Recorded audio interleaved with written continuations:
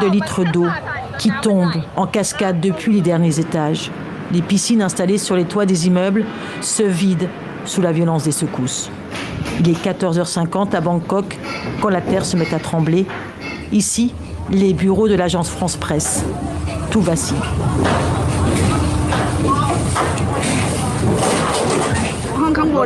Avec mes enfants, on s'est vite abrité sous la table, mais ça tanguait encore plus. J'ai entendu des bruits de chute, comme si des pierres nous tombaient dessus. J'ai dit à mes enfants, il faut qu'on sorte d'ici. J'en tremble encore. Cela fait probablement 45 minutes que c'est arrivé. Les gens sont toujours là, des employés, des restaurateurs, des habitants, et personne ne sait vraiment ce qui se passe.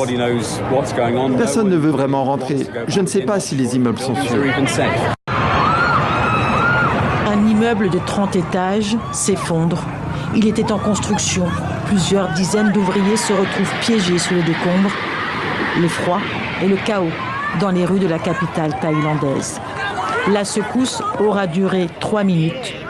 L'état d'urgence est déclaré à Bangkok, comme il l'est dans 6 régions de la Birmanie. C'est le lieu de l'épicentre, au nord-ouest de la ville de Sagaing.